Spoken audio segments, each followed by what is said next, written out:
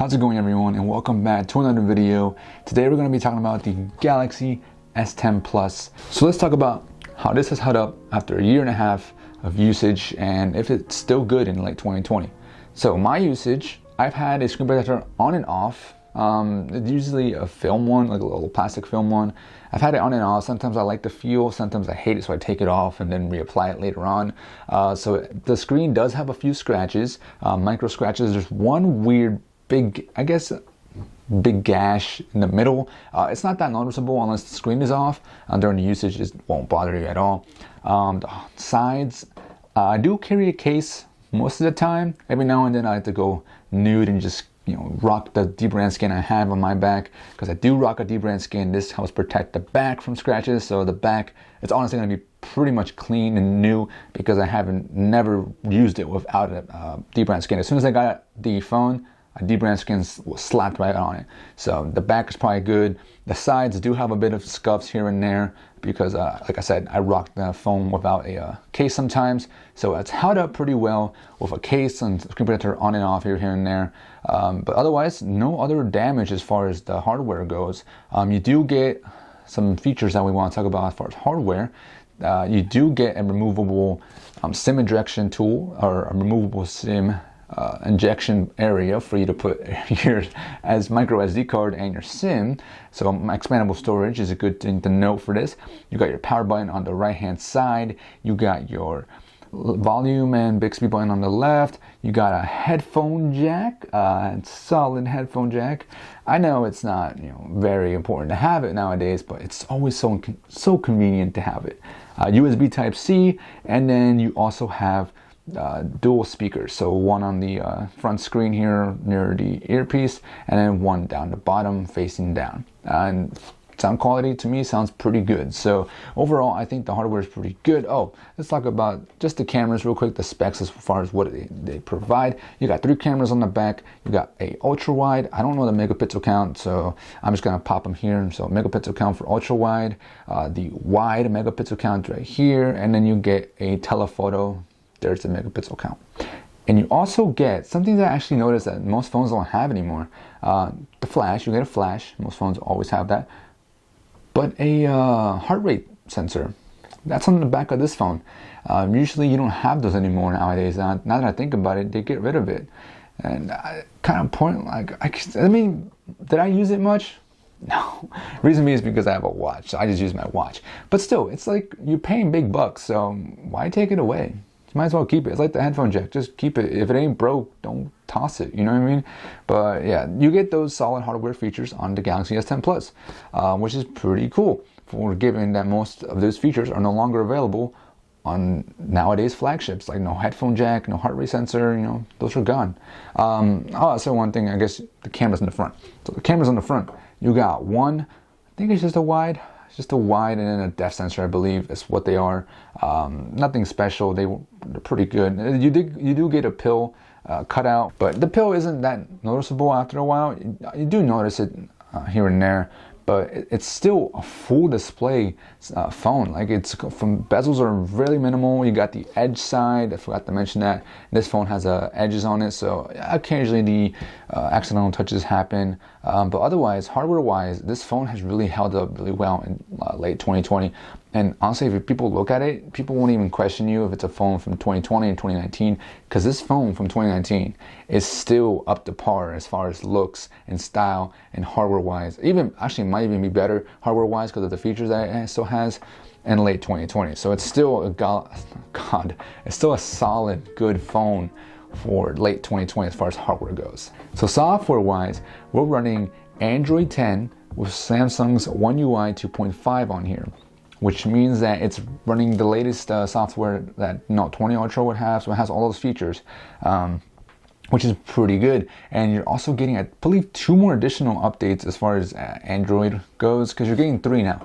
The Samsung S10 series is included in the whole 3 years of software updates. So it started with Android 9. That's when it came out. That's what it had. Then it got Android 10, and it's still missing Android 11 and Android 12. Android 11 is coming out soon, and then after Android 11 comes, you can get Android 12. So at least you'll get about a year to about 2 years worth of software updates, of major software updates, and then I think 5 years of security updates, which is pretty good. Performance-wise, how has this held up? Honestly, it's really good. This has the Snapdragon, what is it, 855 and 8 gigs of RAM. That is fantastic. This thing is a beast as far as performance. It hasn't dropped any kind of like lag. I think maybe once or twice has it like frozen up on me, but otherwise it's been perfectly fine. Like, you honestly cannot tell the difference between this and like a different phone if you really aren't paying attention. Like, if you're just using it day-to-day usage, you're not going to notice it being slow and things like that. Even with the 60 hertz, it still runs like a beast. Like, it's still smooth. One UI is so smooth with the animations. Like, it still runs great in my opinion. And you don't need, if you haven't used a 120 hertz display before or device before, there's no need to jump into it right away if you're not like a heavy user or not a geeky nerd, or no offense to anyone out there, or no offense to myself, but like if you're not like high into the tech or don't care about the latest specs, this is good. Like, this is perfect for the price. I don't think I mentioned the price. Probably should have mentioned this at the beginning, but this retails for brand new. It's over expensive. Don't buy it brand new. I don't think you should. I think it goes from like $850 to $700 for brand new. That's a lot of money in my opinion. You can get a better phone for that price, but used, you can get this guy for like, I think anywhere from $450, $470 off Amazon's renewed program. You can get it less in some places. For that price, I think that's a good deal. Oh, one thing I also forgot to mention as far as hardware goes is you have a wireless or reverse wireless charging on this phone that some phones don't even have nowadays. I mean, it's a gimmick. Sure, it's a gimmick, but I used it once or twice when I was over camping and I didn't have a wireless charger for my watch or for my Galaxy Buds. I was able to charge those up without having to get a wireless charger.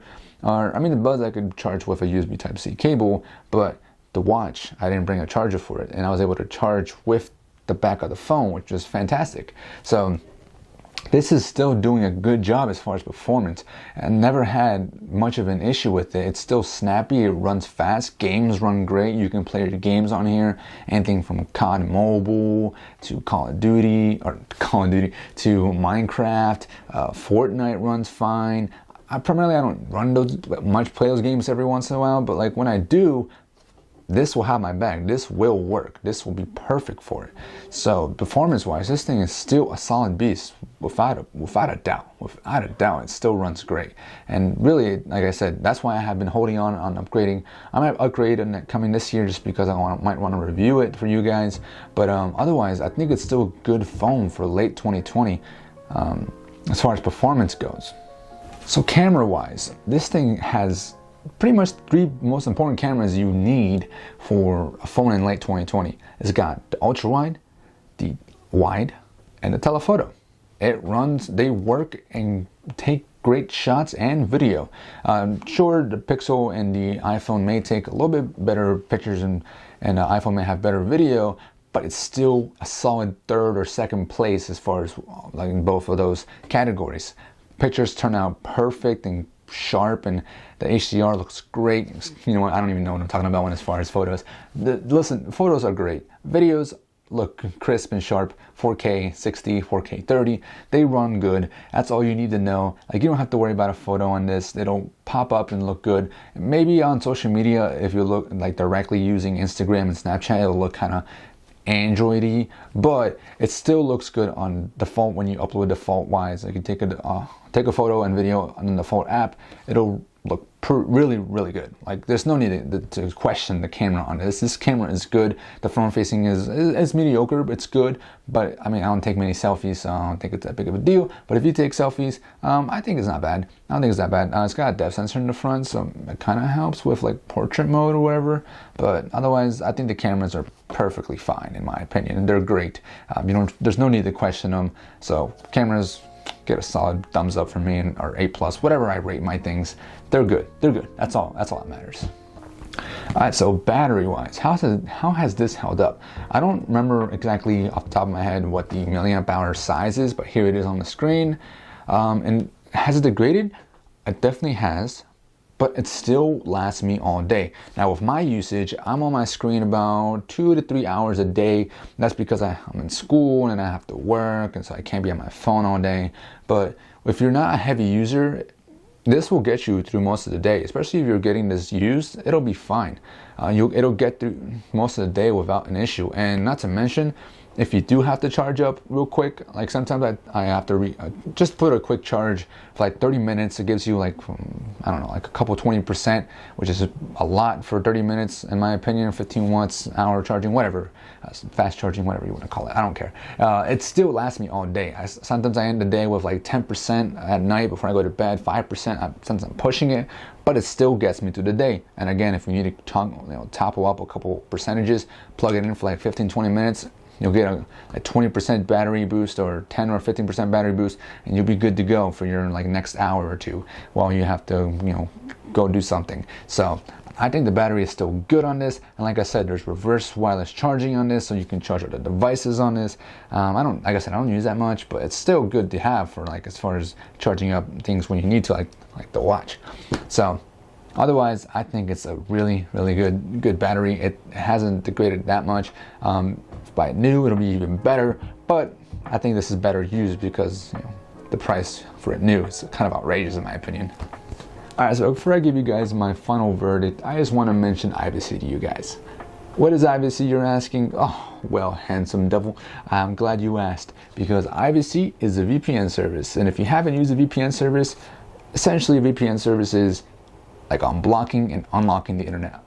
I'm gonna repeat what I said last time because it's true. I stay true to what I say. It's like unblocking the internet. And what I use my VPN service for the most, what I use Ivacy for the most, is Netflix. God, do I love unblocking Netflix and being able to access a bunch of different shows from a bunch of different countries.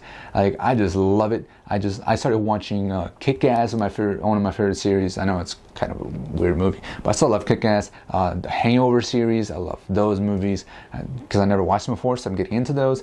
I'm watching Troy right now. That was one of my favorite movies when I was in school. When it got shown, I got to rewatch it again. God, man, I am so happy that I get. Oh, Deadpool's on here. Oh, okay. So this is the main reason why I use Ivacy, because of unblocking Netflix. And if you are interested in being able to watch all kinds of different movies and different shows, check out Ivacy down below. This is an affiliate link, so it'll be helping out the channel with me and this amazing thing you guys have helped me created. So again, thank you to Ivacy for partnering up and allowing me to introduce this to not only myself, but my community and amazing fans out there. Thank you guys again. But yeah, check out Ivacy down below if you're interested in signing up yourself. I think I should probably mention this. God, I can't speak sometimes. There's different plans. There's a 1 month plan. There's a 3-year plan. You save more the longer you sign up for a longer plan. So the longer the plan, the more money you save. But it's up to you. You can try it out. I think for a week too. I don't know. It's up to you. But check it out down below. Hit the link. Ivacy affiliate link, just so you guys know. Anyways, the final verdict. So do I think you should get the Galaxy S10 Plus? Yes, I think you should. It's a good device if you're looking for a used phone. If you're not looking for a used phone, then look somewhere else. There's like the Pixel 4a, there's the the Galaxy S20 FE, but there's a bunch of other devices. But if you're looking for a used phone, this guy is gonna be good for you. Because I didn't mention one thing. It also has a fingerprint scanner on the screen. That's so dope. I'm pretty sure it's using the same sensor that the Note 20 and the S20 used, but it's just, this has everything that's up to 2020 standards and then some. Like, it's got the headphone jack. It's just got everything that you need in 2020. Seriously, it's perfect. It's got facial recognition, the fingerprint sensor there for when you have your face mask on, and it's just perfect in my opinion. Perfect. But again, only if you're looking for a used phone. Don't get it at full price. It's kind of outrageous for them to charge like $800 or $700 for this phone right now. Get yourself like an S20 or an S20 Plus for that price, because they're probably gonna go on sale as well. So don't waste your money on this for new. But if you're looking for a used phone, get this guy. This guy is good. This guy's been amazing for a year and a half. I'm gonna be sad when I have to drop it because I'm gonna miss that headphone jack. But again, it's just my preference. But yeah, get this phone if you're not looking for a new phone and don't care about the higher end specs and need a used phone. So anyways, hope you guys got something out of this. And again, thank you for 50. Hoping for 100 soon. That's the goal. But anyways, peace out.